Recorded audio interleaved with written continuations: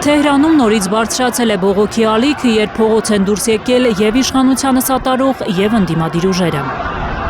Իրանի մայրաքաղաքի համալսարանների բակերում են ուսանողները ցույց արել։ Վիճաբանությունը վերածվել է ծեծկռտուքի։ Իրան-ԱՄՆ լարված հարաբերություններն են փողոց հանել ցուցարարներին։ Իրանի նախագահ Մասուդ Փեզեշքյանը վստահեցրել է, որ արել են անհրաժեշտ ամեն բան հնարավոր ցանկացած սցենարի համար։ Կարևոր է, որ միջազգային համայնքը, թե տարածաշրջանային, թե միջազգային, գիտակցի, որ ուժ կիրառելու սպառնալիքը խախտում է միջազգային իրավունքի եւ ՄԱԿ-ի կանոնադրության ամենակարևոր սկզբունքները եւ կարող է վտանգել խաղաղությունն ու անվտանգությունը տարածաշրջանում։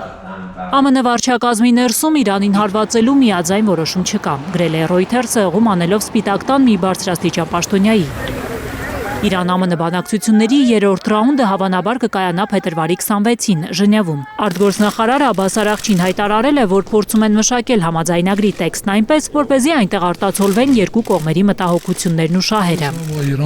Իրանական Ֆարսը հայտնում է, որ երեքշաբթի Իրանի ազգային անվտանգության բարձրագույն խորհրդի քարտուղար Ալի Լարիջանին մեկնելու է Օմանի մայրաքաղաք Մասկատ, օմանական կողմին փոխանցելու միջուկային ծրագրի վերաբերյալ Իրանի պատասխանը ուղղված ԱՄՆ-ին։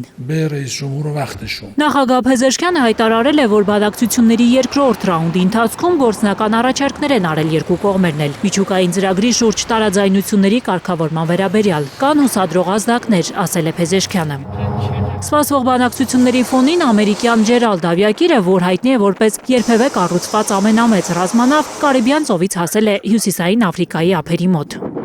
Միջազգային լրատվամիջոցները հայտնում են, որ ավիակիրը շարժվում է Մերձավոր Արևելք, Աբրահամ Լինքոլն ավիակրին միանալու։ Ամերիկյան լրատվամիջոցները հայտնում են, որ չի բացառվում Վաշինգտոնը օդային հարված հասցնի Իրանին նախքան բանակցությունների սպասվող փուլը։ Գայանե Մովսիսյան, Արմեն Ապրեսյան, Հայլուր։